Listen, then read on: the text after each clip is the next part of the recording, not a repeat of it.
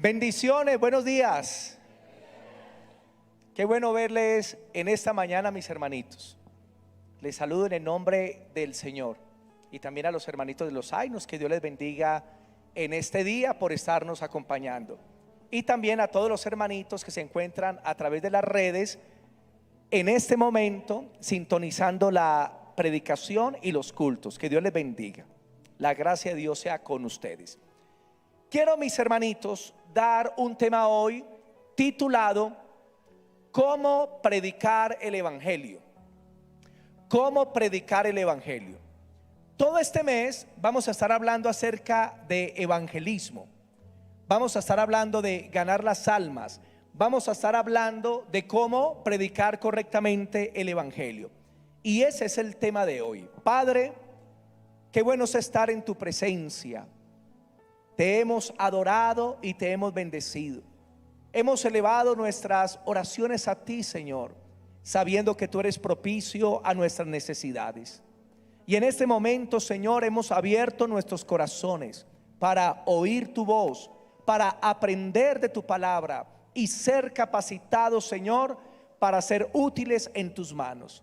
Te damos gracias por este momento tan especial, por tu palabra. Bendecimos a nuestros pastores, Pastor Jairo, la pastora Alba, y a todos los pastores de la misión.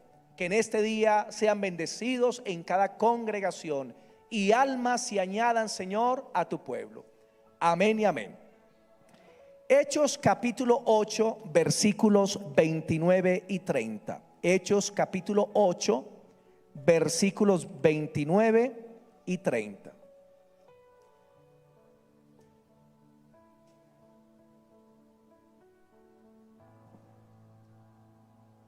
Hay algo que es muy importante para todos nosotros como cristianos, y es aprender que para Dios es muy importante que nosotros acerquemos almas a Cristo, que nosotros acerquemos almas al Señor.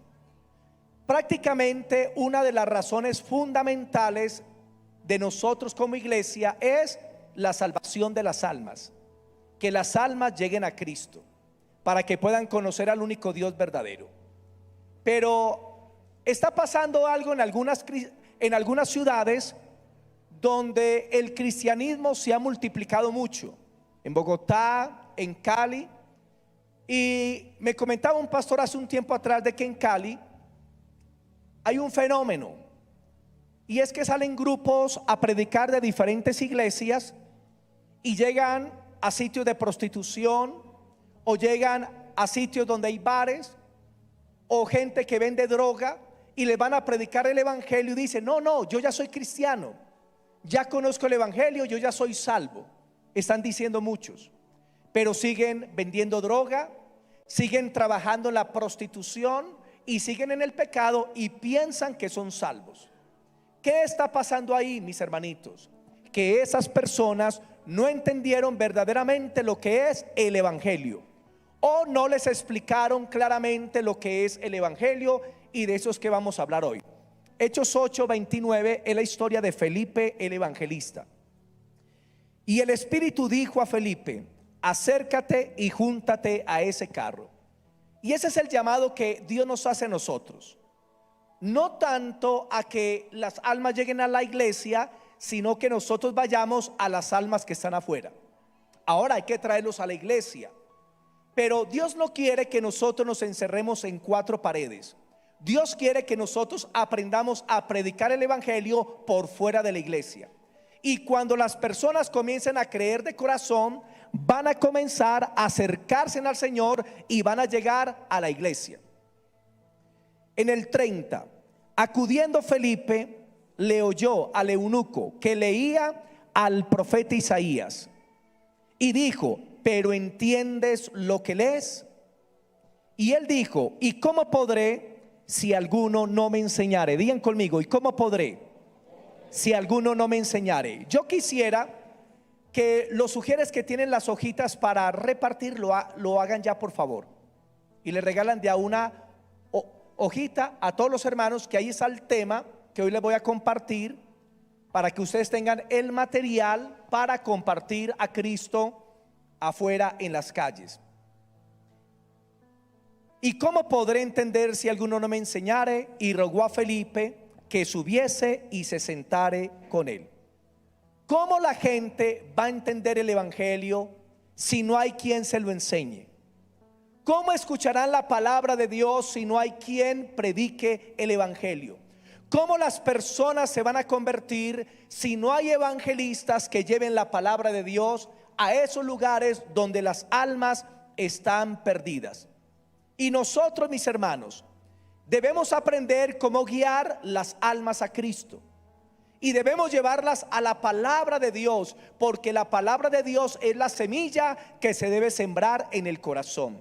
Debemos hablar es de Cristo y no de nosotros mismos, porque muchos hermanitos cuando van a predicar van a contar de testimonios, van a hablar de sus experiencias personales, van a hablar de la iglesia, van a hablar de los pastores, pero en muchas ocasiones no se les habla de Cristo verdaderamente a las almas, y eso deja vacíos en el corazón.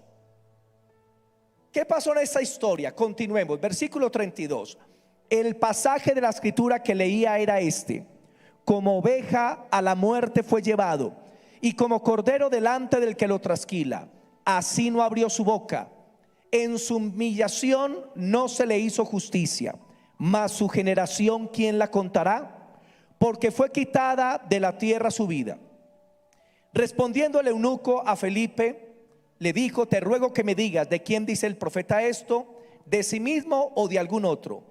Entonces Felipe, abriendo su boca y comenzando desde esta escritura, digan, comenzando desde la escritura, le anunció el evangelio de Jesús. ¿Qué es lo que la gente necesita? El evangelio de Jesús. Y les voy a explicar algo, hermanos. El evangelio de Jesús no es simplemente una oración, porque muchas personas están haciendo la oración del pecador pensando que la oración salva. Y quiero decirles que ninguna oración salva. Lo que salva es la fe en el Señor Jesucristo. Pero hay personas que se han acostumbrado y habituado a hacer la oración del pecador todos los días como si fuera un rezo. Y la oración de fe no es para traer la salvación. La oración de fe no puede salvar a nadie. Lo que salva a las personas es el creer correctamente en el Señor Jesucristo como Señor y Salvador. Yo uso la oración del pecador, claro, pero ¿cuándo la uso? Después de haberle explicado el evangelio a las personas. Porque si yo no les explico el evangelio y lo llevo solamente a una simple oración, estoy perdiendo el tiempo. Porque se supone que cuando una persona vaya a orar para aceptar a Cristo es porque primero se le predicó el evangelio correctamente. Mateo capítulo 13, versículos 14 al 16. Mateo capítulo 13, versículos 14 al 16. Nos dice lo siguiente: entonces muchas personas están confiando en la oración, pero no están confiando en Cristo. Y las personas necesitan entender con claridad el evangelio.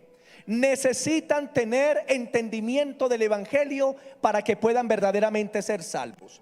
El Mateo 13, versículos 14 al 16 dice lo siguiente: de manera que se cumple en ellos la profecía de Isaías que dijo: de oído oiréis y no entenderéis, y viendo veréis y no percibiréis, porque el corazón de este pueblo se ha engrosado, y con los oídos oyen pesadamente, y se han cerrado sus ojos, para que vean con los ojos y oigan con los oídos, y con el corazón entiendan. Digan conmigo: y con el corazón entiendan, y se conviertan, y yo los sane. Las personas están ciegas espiritualmente en el mundo. No pueden ver la gloria de Dios ni de Cristo. No pueden entender las cosas del Espíritu porque están muertos. Pero la palabra de Dios nos dice que algo que necesita la gente es entender para poder ser salvos. Porque si la gente no tiene entendimiento del evangelio, no pueden ser salvos. ¿Y qué es lo que están haciendo muchas personas? Están llegando con una oración a las almas y hacen que las personas oren, pero no les están enseñando ni explicando el evangelio, y por lo tanto no se están convirtiendo. Y muchas personas en el mundo están engañados pensando que porque hicieron una oración donde decían Cristo es el Señor y que lo aceptaban, ya son salvos, cuando no han entendido verdaderamente el evangelio. Mateo capítulo 13, versículos 3 y 4. Se nos habla de la semilla que es sembrada. Mateo 13, versículos 3 y 4 dice: y les habló muchas cosas por parábolas diciendo: he aquí el sembrador salió a sembrar la semilla. Y mientras sembraba, parte de la semilla cayó junto al camino, y vinieron las aves y le comieron. La escritura nos enseña que hay personas que van a escuchar el evangelio, y esas personas, la semilla les va a caer, pero la semilla de la palabra va a ser robada por Satanás. ¿Por qué? Leamos la explicación del Señor Jesús, 18 y 19. Oíd pues vosotros la parábola del sembrador. Cuando alguno oye la palabra del reino y no la entiende, lo repito, cuando alguno oye la palabra del reino y no la entiende, viene el malo y arrebata lo que fue sembrado en su corazón. ¿Por qué las personas pierden la semilla de la palabra de Dios? Digan, porque no entienden. Y eso es muy clave. Porque si usted quiere que las personas verdaderamente se conviertan a Cristo, ellos tienen que entender qué es el evangelio. Si ellos no entienden correctamente el evangelio, no van a creer de corazón. Y hay personas que dicen que son evangelistas, que predican a las almas, pero en realidad se han convertido en engañadores de las almas. Porque salen supuestamente a predicar y lo único que le dicen a las personas: ven, mira, tú necesitas a Cristo, haz una oración conmigo. Y hacen una oración de 20 segundos y le dicen: ya eres salvo.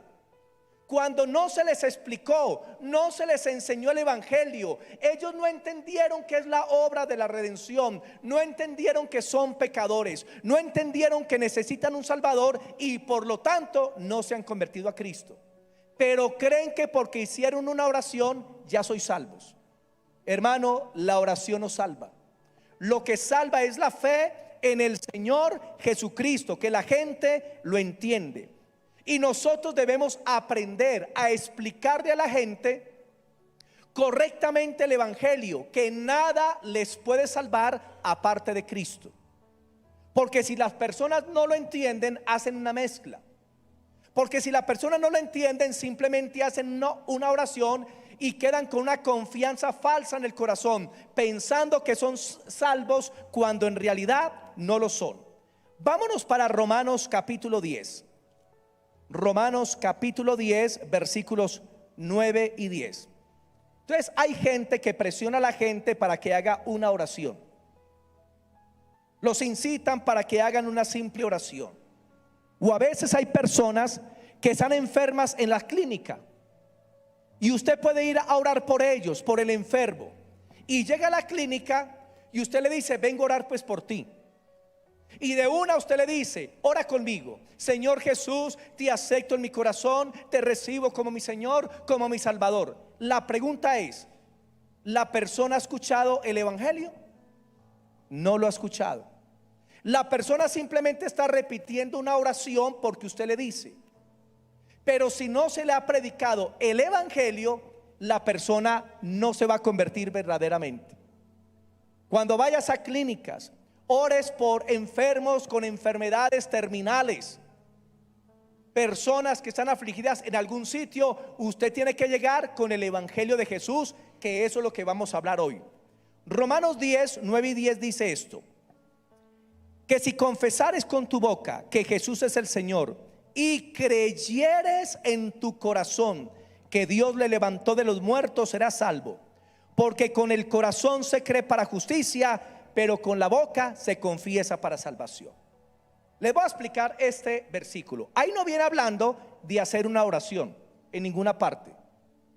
Lo que Romanos 10, 9 y 10 nos está hablando es lo siguiente: que cuando usted escucha el evangelio, porque luego lo explica más adelante, lo escucha y usted cree la palabra de Dios, entonces usted va a confesar que Jesús es ¿quién? Su Señor. ¿Sí lo entienden? Si usted se convirtió, usted va a dar testimonio de que usted es cristiano, de que usted tiene a Cristo, de que Cristo es su Señor. Pero ahí no se está refiriendo a una oración. Se está refiriendo es: crea en su corazón en Jesús como su Señor y Salvador. Acepte la obra del Calvario y luego dé testimonio de que Jesús es su Señor. Porque muchos han tomado esta cita para decir que esta cita es una oración. No es una oración. Se está hablando de la predicación del Evangelio. Vámonos para el versículo 15 y dice: ¿y cómo predicarán si no fueren enviados? Como está escrito. Leamos desde el 14. ¿Cómo pues invocarán a aquel en el cual no han creído? ¿Y cómo creerán en aquel de quien no han oído? Deben primero oír, entender para aceptar. ¿Y cómo oirán sin haber quien les predique? No quien ore, quien les predique. 15. ¿Y cómo predicarán si no fueren enviados? Como está escrito: cuán hermosos son los pies de los que anuncian la paz, de los que anuncian las buenas noticias. Hermosos son los pies de los que anuncian el Evangelio. Y cada uno de ustedes tiene un ministerio. La Biblia lo llama el ministerio de la reconciliación. Usted es el encargado de parte de Dios para reconciliar a las almas en su trabajo, en su casa, en el colegio, donde quiera que se encuentre, para predicarles el Evangelio, para que se reconcilien con Dios. Verso 16. Mas no todos obedecieron al Evangelio, pues Isaías dice: Señor, ¿quién ha creído en nuestro anuncio? Verso 17. Así que la fe es por el oír, y el oír por la palabra de Dios. ¿Ya lo entendieron? Miren, si no se predica el Evangelio, las personas no van a entender y por lo tanto no se van a convertir. Y esto de que las personas entiendan el Evangelio se demora tiempo. Usted tiene que sembrar la palabra, usted tiene que hablar con las personas, usted tiene que enseñarles lo que la Biblia dice acerca de Jesús y de su obra en el Calvario. Y hoy vamos a estudiar esta hojita que les di acerca del Evangelio. Como pueden ver en su hoja, en la parte de arriba dice cómo ganar un alma para Cristo. Hay una cruz abajo que está derramando sangre. Esas gotas negras son la sangre de Cristo. Y se puso una frase al lado que significa presentar correctamente el Evangelio, o sea, con entendimiento. Yo cuando me convertí pensé que la oración de fe salvaba a las personas. Y yo salía en aguadas a los parques, iba a los ancianatos, visitaba las clínicas, iba a las veredas, y yo llegaba y presionaba a las personas para que hicieran una oración. Pero quiero decirles que no entendía en realidad que era el Evangelio, ni predicaba el Evangelio, sino que mi predicación era: hermano, haga una oración. Y presionaba a la gente para orar, pero veía que la gente no cambiaba, que la gente no se convertía, que la gente no llegaba a Cristo. ¿Por qué? Porque no les estaba anunciando el Evangelio, simplemente los estaba llevando a hacer una oración. Más adelante, viendo ya diferentes prédicas, misioneros y evangelistas, entendí que era el Evangelio y comencé a predicarlo. Y después de predicar el Evangelio, hacía oración con las personas, y las personas comenzaron a convertirse, a entregar sus vidas al Señor. ¿Pero por qué? Porque ya tenían entendimiento de lo que era la obra del Calvario. Lo primero que usted tiene que hacer con un alma es lo siguiente. Aquí puse unos pasos. Primero, el primer paso es el pecado. Ninguna persona se va a convertir a Cristo hasta que primero no entienda que es un pecador.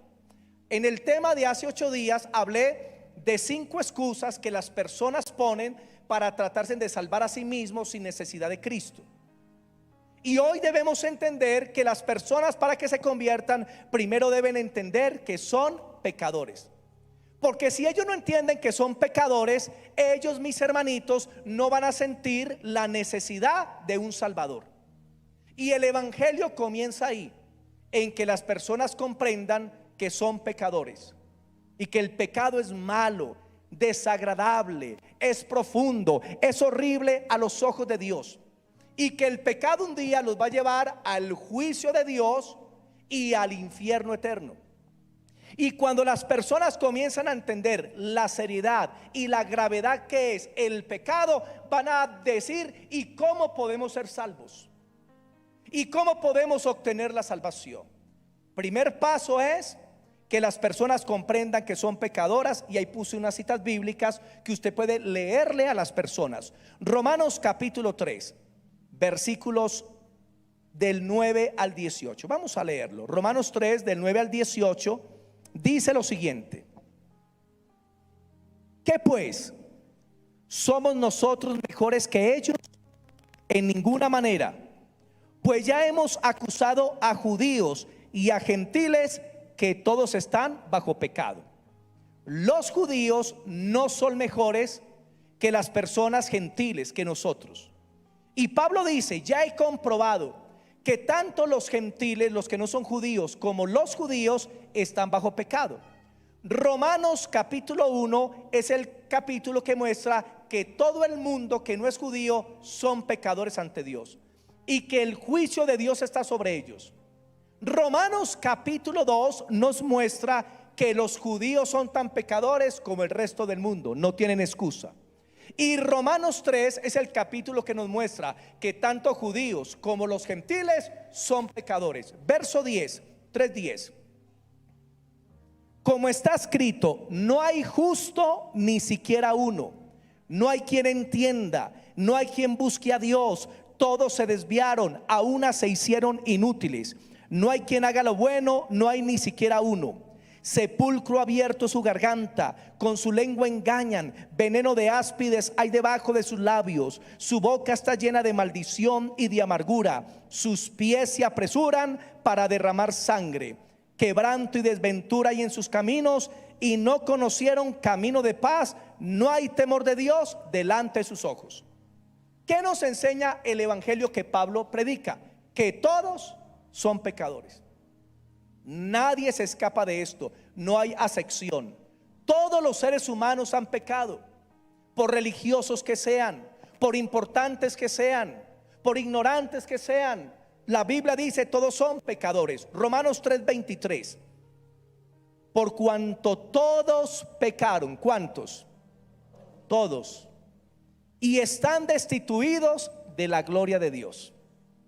Romanos capítulo 5, el versículo 12. Romanos 5, el versículo 12. Estas son citas que usted le puede mostrar a la persona, o si las sabe de memoria, hablárselas a la persona. Porque recuerde que lo que va a cambiar las vidas, lo que va a hacer que la gente se convierta, es que se le siembre la semilla. ¿Y cuál es la semilla? La palabra de Dios. O sea que cuando usted llega a alguien y le cuenta su testimonio, eso no es el evangelio. Es válido que usted cuente su testimonio, pero el evangelio es más que un testimonio de sanidad, de liberación, de prosperidad. El evangelio tiene que ver en que la gente entienda su estado y su condición. Romanos 5:12 dice: por tanto, como el pecado entró en el mundo por un hombre, por Adán, y por el pecado la muerte, así la muerte pasó a todos los hombres, por cuanto todos pecaron. Por ahí hay una doctrina que enseña que supuestamente hay un hombre en la tierra que es infalible, que no peca. Y eso es un gran engaño, porque la Biblia dice que el pecado entró por Adán a todos los hombres, a todos. Y por tanto a todos les llega la muerte por causa del pecado, por cuanto todos han pecado. Vamos a leer también Romanos 6:23. Romanos 6, versículo 23. Porque la paga del pecado es la muerte, mas el regalo de Dios, la dádiva de Dios, es vida eterna en Cristo Jesús. Entonces, ¿para quién es la vida eterna? La vida eterna es para el que conoce que Jesús es el Señor, que es el Salvador, y que somos pecadores. Necesitamos arrepentirnos, necesitamos venir a Dios, necesitamos venir a Cristo. Y cuando entendemos nuestra condición de pecado, es que podemos recibir la salvación. Hasta que una persona no entienda que es un pecador, no puede ser salvo. Por eso es muy importante, porque yo como evangelista, cuando comencé a predicar los primeros años, yo predicaba mal. Porque yo aprendí que predicar era ofrecerle cosas a las personas. Ven a Cristo porque Él te sana. Ven a Cristo y te va a prosperar. Que tienes un problema, ven y se te va a solucionar. Comencé a hacer como un supermercado, como un baratijas, todo a 1000. Ven a Cristo y Él te da todo. Y no es así, ese no es el evangelio. El evangelio no es que usted venga a Cristo para que te dé cosas, para que te haga rico y famoso. El evangelio es ven a Cristo porque Él quiere perdonar tus pecados. Porque a pesar de lo que has hecho, Él te quiere limpiar. Primera de Juan capítulo 1 versículos 8 y 9. Primera de Juan capítulo 1 versículos 8 y 9. Primera de Juan capítulo 1 versículos 8 y 9.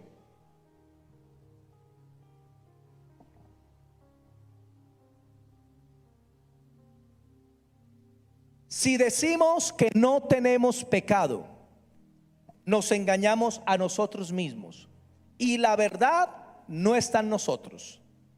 Versículo 10. Si decimos que no hemos pecado, le hacemos a Él, a Dios, mentiroso, y su palabra no está en nosotros.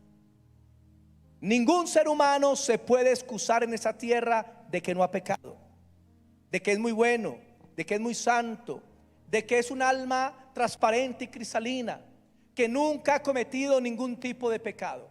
Porque las personas que se autojustifican, esas personas no son aptas para recibir la gracia, no son aptas para recibir el perdón de sus pecados.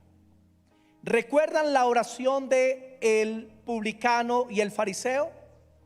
Los fariseos eran los líderes religiosos de Israel y los publicanos eran los recaudadores de impuestos. Y se presenta un fariseo, líder religioso, que conoce la Biblia, y se presenta un publicano que también la conocía, pero que vivía en pecado. El fariseo hizo esta oración delante de Dios y dijo: Señor, gracias porque no soy como los otros hombres. Y eso se llama soberbia. Cuando una persona se pone por encima de otra o se cree mejor que los demás, está perdiendo la gracia de Dios sobre su vida. Cuando usted se compara con otros, va a encontrar gente mejor y va a encontrar gente peor que usted, ¿o no? Siempre es así. Pero nosotros, mis hermanitos, no podemos justificarnos ante Dios que porque tenemos algunas cualidades que otros no tienen, o algunas virtudes que otros no tienen, o porque oramos más que otros, porque a Dios le desagrada esa actitud. Eso se llama soberbia. Y como dice Isaías, creo que es 65:5, algo así, dice de aquellos que dicen: apártate de mí porque soy más santo que tú. Estos son fuego en mi furor que arde todo el día. A Dios no le gusta la actitud de prepotencia, de orgullo, de sentirnos mejor que los demás. Y a veces hay intercesores que oran: Señor, gracias porque no somos como la gente que está en esas cantinas. Esa es la oración del fariseo. Señor, gracias porque no somos como esas mujeres que se prostituyen. Esa es la oración del fariseo. A Dios no le sirve. ¿Qué más hizo el fariseo? Dijo: Señor, diezmo de todo lo que gano y ayuno 2 veces por semana. Mire, ayunaba, diezmaba, oraba, hacía obras y pensaba que esas obras que hacía lo hacían mejor que los demás. Y a Dios no le agradó esa actitud. Y dice la escritura que Dios ni lo miró, porque Dios mira de lejos al soberbio, pero da gracia, mire, da gracia al humilde. ¿Y qué es la humildad? La humildad es reconocer que necesitamos de Dios, que estamos perdidos, que no somos superiores a nadie. Una vez una cristiana criticaba a una familiar o a una amiga porque fumaba.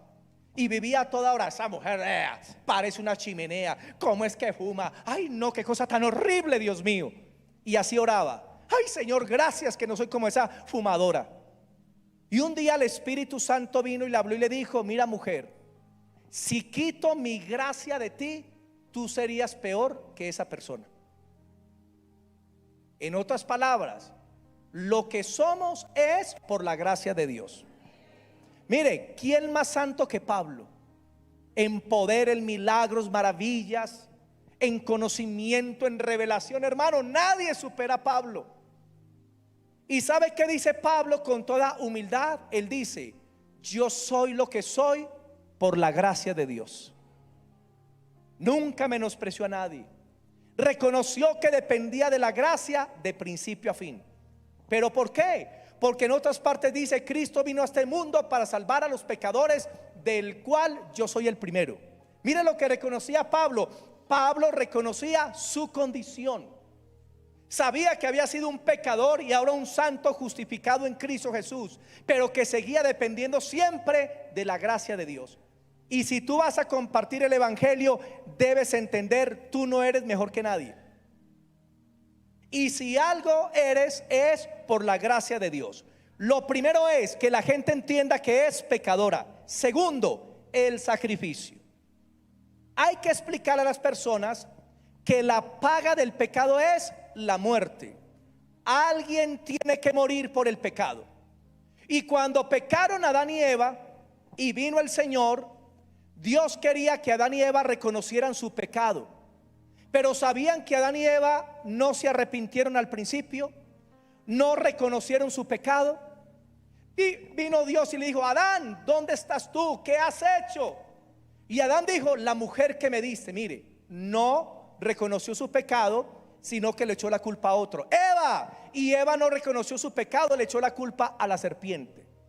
Hermanos, la actitud humilde delante de Dios es la del publicano, el recaudador de impuestos, que vino ante Dios y dijo: sé propicio a mi pecador.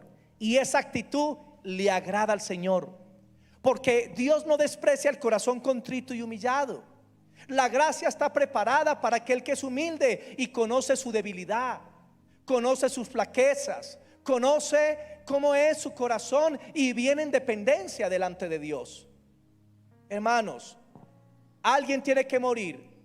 Y por causa del pecado de Adán y Eva, dice que Dios sacrificó animales, tomó las pieles y cubrió a Adán y Eva. O sea, los salvó.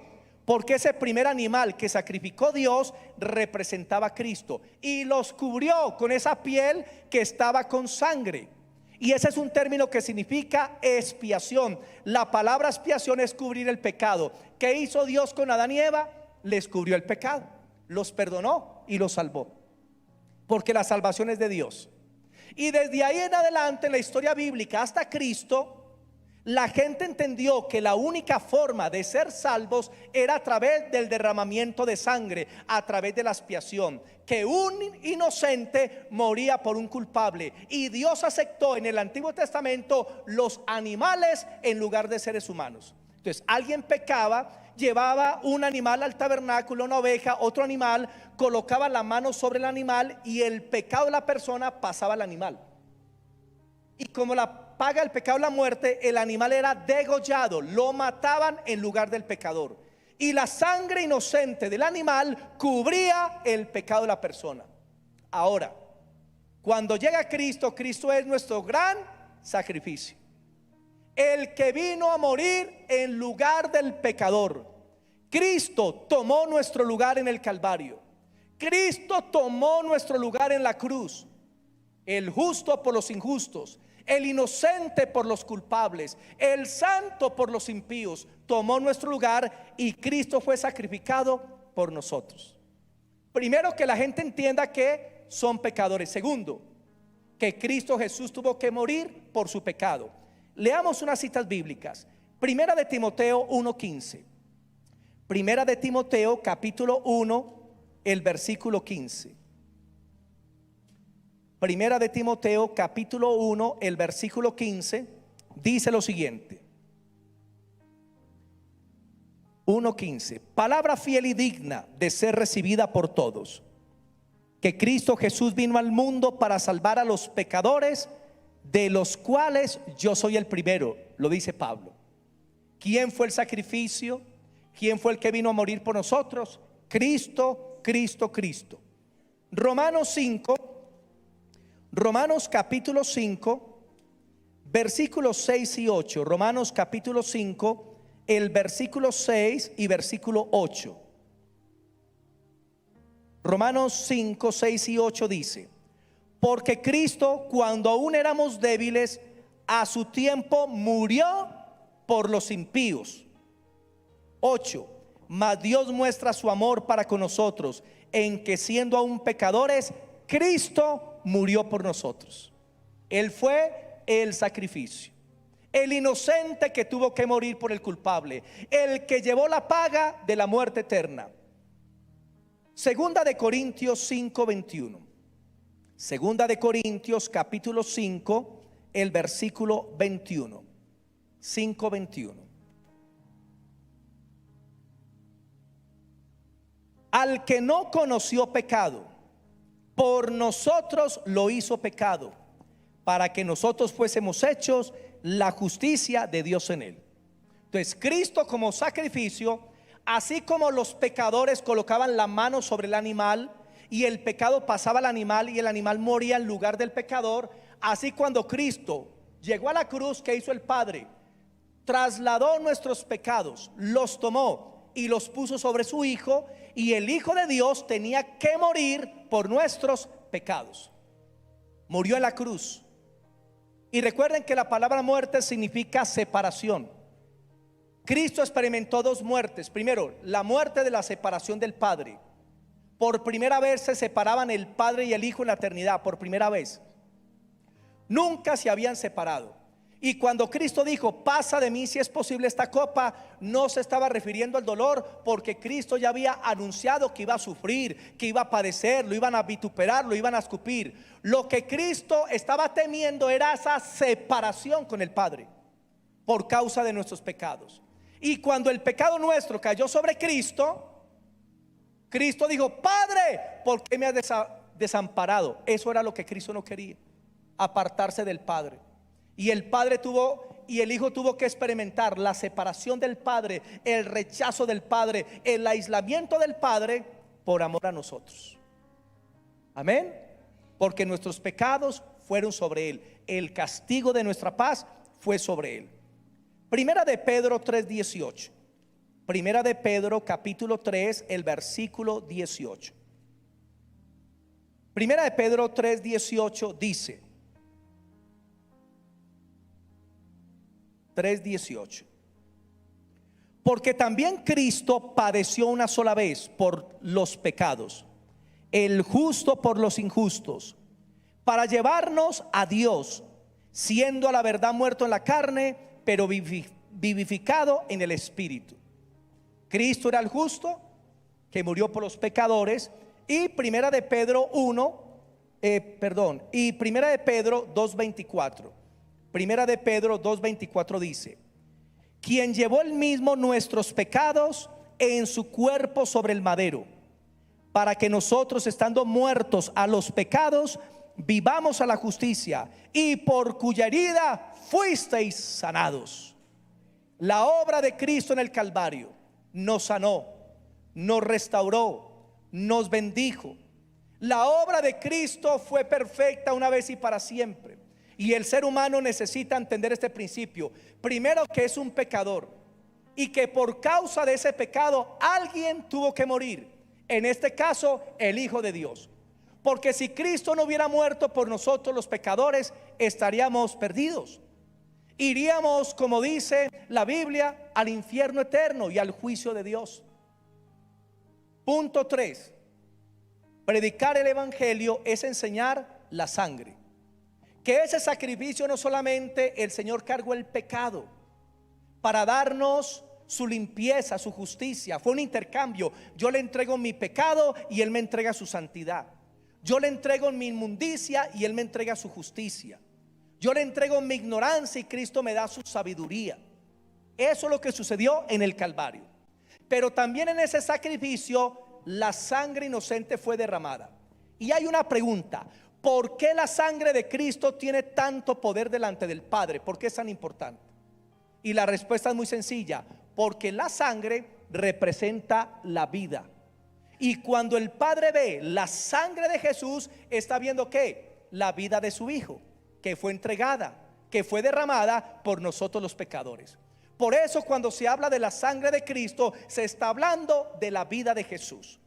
Y tú tienes que enseñarle: eres un pecador, Cristo murió en tu lugar, cargó tu pecado, pero derramó su sangre para limpiar tus pecados. La sangre de Cristo no es para cubrir la casa, ni el perro, ni el gato. Cubre el gato con la sangre de Cristo. Hermano, para eso no es la sangre de Cristo. No existe ninguna cita bíblica que lo diga. Yo lo hacía así, luego corregí. Cuando usted busca en la Biblia y todo el contexto bíblico, la sangre de Cristo tiene una función: el perdón de pecados. Y Cristo en la cena, el Señor dijo: esta es la sangre del nuevo pacto que es derramada para remisión, perdón de pecados. La sangre de Cristo no es un amuleto que lo usamos de cualquier cosa. Cubro el perro, cubro la casa, cubro la moto, cubro el hospital, cubro con la sangre de... No, la sangre de Cristo es para lavar nuestros pecados. Y la sangre de Cristo tampoco es un vestido que usted se quita, que a toda hora usted, la sangre de Cristo me cubre. No, ya cuando la sangre de Cristo vino a ti, ya la sangre de Cristo está en ti. Amén. No se va, estamos ya rociados con la sangre de Cristo. Y muchos toman a Éxodo cuando cubrieron con la sangre las casas. ¿Se acuerdan eso? Pero resulta que esa sangre ahí no era para protección de la casa, era para protección de quién, de los que estaban dentro de la casa, y representaba la redención. Israel fue redimido por la sangre de un cordero, eso es todo. Pero muchos se pegan de ahí y distorsionaron, y entonces ya usan la sangre como si fuera un amuleto. Luego hablaremos de eso un poquito más. Entonces la sangre es para perdonar tus pecados. Los que te guardan es el Señor mismo. Padre, y líbrame del mal, y a sus ángeles enviará que te guarden y te cuiden. Amén. Su espíritu te rodea y te protege. Ahí viene la protección. Pero la sangre es para el perdón de pecados. Hebreos 9 versículos 12 y 22. Hebreos capítulo 9 versículos 12 al 22. 12 y 22. Hebreos 9, 12 dice lo siguiente: y no por sangre de machos cabríos ni de becerros, sino por su propia sangre entró una vez para siempre en el lugar santísimo, habiendo obtenido eterna redención. La Biblia nos enseña que Cristo, cuando murió, resucitó y se presentó delante del Padre. Dice que se presentó con su propia sangre. La sangre de Cristo nos ha dado una redención eterna, nos ha dado la salvación. Verso 22. Y casi todo es purificado según la ley con sangre, y sin derramamiento de sangre no se hace remisión de pecados. Si el Hijo de Dios no da su vida por nosotros, estaríamos en nuestros pecados, estaríamos perdidos. Efesios 1:7 dice: en quien tenemos redención en su sangre, el perdón de pecados. Enséñale a la gente: mire, eres un pecador y Cristo fue sacrificado en tu lugar, pero si tú crees en Él, la sangre de Cristo te va a lavar tus pecados. Vas a tener una nueva vida, vas a nacer de nuevo. Pero sin derramamiento de sangre, hermano, no hay remisión de pecados. A veces yo sufro cuando he ido a campañas evangelísticas, y los que llegan a la campaña llegan a hablar de muchas cosas, pero no mencionan ni la sangre. Que Dios te va a prosperar y vas a ver y cumple, porque Dios te... Hermano, y la gente nueva necesita entender el evangelio. Un evangelio sin sangre no sirve. Un evangelio sin sangre no es el evangelio de Dios, porque la redención y la remisión de pecados viene por la sangre. Colosenses 1:14. Colosenses capítulo 1:14. Qué pena que no los espere, sino que el tiempo se me está yendo. Colosenses 1:14 dice: en quien tenemos redención por su sangre, el perdón de pecados. Digan: he sido redimido por la sangre de Cristo. ¿Y saben qué significa la palabra redención? Significa comprar. El precio por el cual el Señor compró tu alma es su sangre. Hebreos 13:12. Hebreos capítulo 13, el versículo 12. 13:12 dice lo siguiente: por lo cual también Jesús, para santificar al pueblo mediante su propia sangre, padeció fuera de la puerta. La sangre de Cristo te ha purificado. La sangre de Cristo te ha santificado. La sangre de Cristo solucionó tu pasado delante de Dios, y también la sangre de Cristo está en tu presente. Porque cuando tú pecas en el presente y tú te arrepientes, la sangre de Cristo está funcionando y te está lavando. El perdón tiene que ver con el pasado, la limpieza tiene que ver con el presente. Porque Dios sabe que vamos a tropezar de una o de otra forma. Vamos a tener pecados, errores. Y cuando suceda debes ir en arrepentimiento. Señor, perdóname. Y la sangre de Cristo te estará limpiando de todo pecado.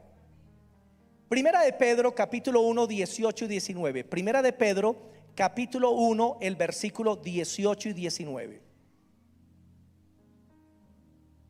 Primera de Pedro 1 18 y 19 dice así: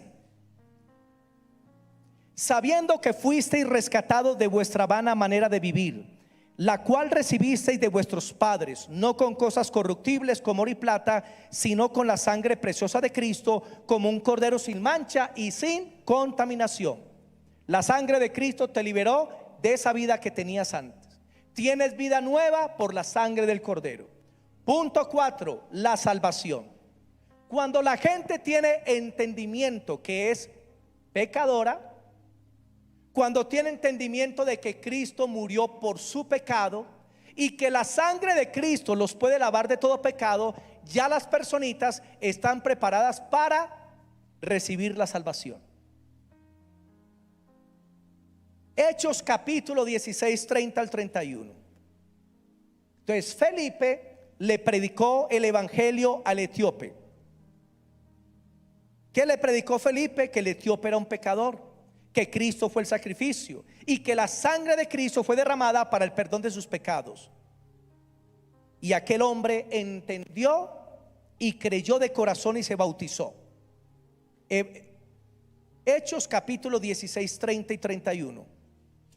Hechos 16, 30 al 31 dice lo siguiente: y sacándolo les dijo: señores, ¿qué debo hacer para ser salvo? Ellos dijeron: cree en el Señor Jesucristo y serás salvo tú y tu casa. ¿Cómo recibimos la salvación? Así que la fe es por el oír, y el oír de la palabra de Dios. Cuando usted le predica el evangelio, la persona puede aceptar o puede rechazar. En Hechos 16 Pablo dice: la única forma de ser salvo es creyendo en Jesús. ¿Pero creyendo qué? Creyendo lo que él hizo en el Calvario. Leamos también Efesios 2, 8 y 9, que dice: pero por gracia sois salvos por medio de la fe, y esto no de ustedes, pues es un regalo de Dios, no por obras para que nadie se gloríe. La salvación es por la fe en Cristo. Pero para que las personas pongan su fe en Cristo, primero tienen que entender el evangelio. Deben tener entendimiento. No se trata de hacer una oración a la carrera. Venga, ore conmigo, repita su oración. No, la oración nunca ha salvado a una persona. Lo que ha salvado a las personas es el colocar su confianza en Cristo como su Señor y Salvador. Y la oración simplemente les ayuda a confesar a Cristo como su Señor. Por eso yo no hago la oración del pecador sin primero enseñarle a la gente el evangelio. Gálatas 2:16. Gálatas capítulo 2, el versículo 16. 2:16. Dice lo siguiente: sabiendo que el hombre no es justificado por las obras de la ley, sino por la fe de Jesucristo. Nosotros también hemos creído en Jesucristo para ser justificados por la fe y no por las obras de la ley, por cuanto por las obras de la ley nadie puede ser justificado. Explicarle a la persona: ya que has escuchado el evangelio, debes entender que Cristo es el único que te puede salvar, y lo que te va a dar la salvación es arrepentirte y creer en el evangelio. ¿Y qué es creer en el evangelio? Es creer esto: es creer que es un pecador, que hubo un sacrificio en su lugar y que la sangre de Cristo puede lavar su pecado. Romanos 3:25. Romanos capítulo 3, el versículo 25. Romanos 3:25 dice lo siguiente: a quien Dios puso como propiciación, a Jesús, a quien Dios puso como propiciación por medio de la fe en su sangre. ¿Usted tiene fe en la sangre de Cristo? Para manifestar su justicia a causa de haber pasado por alto en su paciencia los pecados pasados. ¿Saben por qué Dios te pasó por alto todos los pecados? Porque tú pusiste tu fe ¿en dónde? Digan, en la sangre. Cuando tú confías, la sangre me lava, Cristo me limpió de pecado, Cristo cargó mis iniquidades, confío en su obra, confío en su sangre. En ese momento viene el nuevo nacimiento. En ese momento viene la nueva justificación. Viene el perdón de pecados y la vida eterna. Ya cuando la persona hace la oración y acepta a Cristo, usted le debe explicar dos cositas más. Que en ese momento la persona pasa a ser un hijo y una hija de Dios. O sea, Dios le adopta. ¿Qué les parece el Padre que tenemos? Nos adoptó con todos los derechos de un hijo mayor. Todos los derechos que tiene Cristo ante el Padre, esos mismos derechos los tenemos nosotros, porque hemos sido herederos y coherederos juntamente con Cristo Jesús de todas las cosas. Y todas las riquezas en gloria en Cristo Jesús nos pertenecen como hijos de Dios. Juan 1:12. Juan capítulo 1, el versículo 12. Juan capítulo 1, el versículo 12. Y dice: mas a todos los que le recibieron, a los que creen en su nombre, les dio potestad de ser hechos hijos de Dios. Si han creído verdaderamente en el Hijo de Dios, si le han rendido su vida, si lo han aceptado, si han puesto su fe en la sangre de Cristo, son hechos hijos de Dios. Y también el Señor les concede el Espíritu Santo. Efesios 1:13, y terminamos con esta cita. Efesios capítulo 1, el versículo 13. Efesios capítulo 1, el versículo 13 dice: en Cristo también vosotros, habiendo oído la palabra de verdad, el evangelio, mire, el evangelio de vuestra salvación. Repito esta cita: y en él, en Cristo, también vosotros, habiendo oído la palabra de verdad. ¿Cuál es la palabra de verdad? El evangelio de vuestra salvación. Y habiendo creído en él, fuisteis sellados con el Espíritu Santo de la promesa. ¿Qué les parece? Hermanos, ese es el evangelio. Es muy sencillo. Y Dios lo hizo de esa forma para que todos puedan creer. Dios lo hizo de esa forma para que todos puedan ser salvos. Repito, en primer lugar, las personas deben entender que son pecadoras. Segundo, que hubo un sacrificio, que alguien tuvo que morir por el pecado, porque la paga del pecado es la muerte, y fue Jesús. Tercero, la sangre de Cristo derramada fue la que lavó y limpió nuestros pecados, y que la fe en su sangre nos da la salvación. Cuarto, al aceptar a Cristo, al creer en él, reciben la salvación. Y después de ser salvos, pasan dos cosas: son hechos hijos de Dios, ya pueden decirle Padre que estás en los cielos. Y dos, tienen ya el Espíritu del Padre. ¿Por qué somos hijos de Dios? Porque tenemos el Espíritu de nuestro Padre. El ADN de nuestro Dios, ¿sabe cuál es? El Espíritu Santo. Y Dios nos dio lo que Él es y lo puso en nosotros. Por eso somos adoptados, porque llevamos ese ADN, llevamos al Espíritu Santo en nuestros corazones. Y la Biblia dice: si alguno no tiene el Espíritu Santo, no es de Dios. Para ser hijo de Dios necesita tener al Espíritu Santo. Por favor, mis hermanitos, esta hojita que les regalamos, no la bote, no la doble. Haga la parte de la Biblia, péguenle la Biblia ahí, para que cuando usted vaya a predicar, usted recuerde los puntos. Y no estoy diciendo que tiene que hablarles todo eso, no. Puede hablarles de una o de dos citas bíblicas de cada punto. para que la gente entienda el evangelio. Y al final de explicar el evangelio, ahí sí puede orar con las personas, ahí sí puede ayudarles con la oración del pecador. Pero primero enseñémosles el evangelio. Amén. ¿Alguien falta por la hojita? Creo que quedaron unas hojitas por si alguien falta. Vea, por aquí hay otro. Amén. Vamos a orar, mis hermanitos, vamos a orar.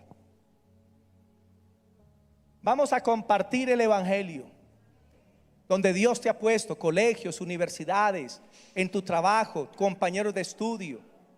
Hay que compartir el evangelio. Las almas necesitan ser salvas. ¿Cómo oirán si no hay quien les anuncie? ¿Y cómo creerán si no hay quien les explique? Padre, queremos darte gracias, Señor, porque en esta mañana, Señor, nos has permitido entender lo que es el evangelio. El evangelio es simplemente la muerte, sepultura y resurrección. Hermanos, se me pasó la cita principal, yo se la voy a leer.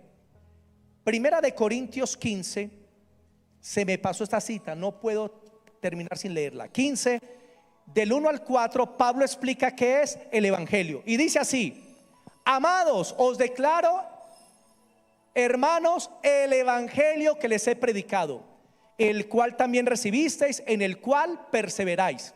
Sigan. Por el cual asimismo, si retenéis la palabra que os he anunciado, sois salvos si no creísteis en vano. Porque primeramente os he enseñado lo que asimismo recibí, que Cristo murió por nuestros pecados, conforme a las Escrituras, y fue sepultado, y que resucitó al tercer día, conforme a las Escrituras. Hasta ahí. Ese es el evangelio. Pablo le dice a los corintios: hermanos, yo les he declarado el evangelio. ¿Y qué es el evangelio? Muerte, sepultura y resurrección. Si usted dice que va a predicar el evangelio y no habló de la muerte, sepultura y resurrección, no predicó el evangelio. No predicó el evangelio. Tenga eso en cuenta. Padre, gracias por el evangelio eterno que nos has encomendado para llevarlo a las naciones de la tierra. Como predicó nuestro pastor Jairo, Señor, la gran comisión. Debemos llevar el evangelio a toda criatura, comenzando en nuestra propia tierra y en los alrededores y a donde tú, Señor, nos quieras llevar.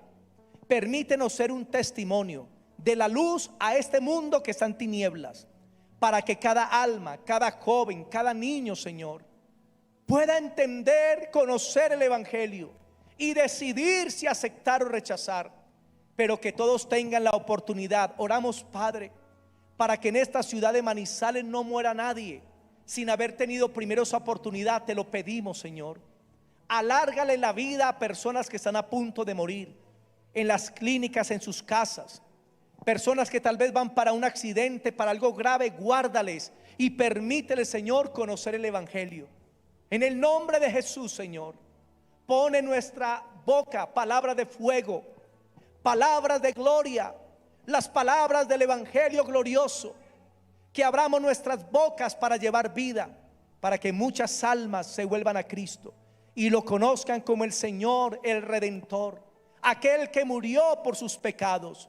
Que las almas entiendan que son pecadores, que sus conciencias sean avivadas y se den cuenta de su condición, que están perdidos, que van al juicio y a la condenación eterna, que necesitan la redención y puedan, Señor, creer que Cristo murió en su lugar como el sacrificio, que derramó su sangre para el perdón de pecados, y a través de la fe en esa obra de muerte, sepultura y resurrección, en esa obra, Señor, recibimos la salvación.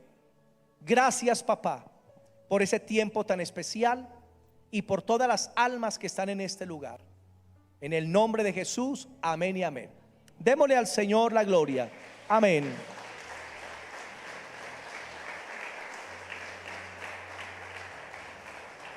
Amén y amén. Amada iglesia, que la gracia del Señor les bendiga. Y oren al Señor para que el Señor cada semana les ponga una almita para predicar y una almita para traer a la iglesia. Bendiciones a todos. Dios les bendiga. Dios les guarde. Amén. Gracias.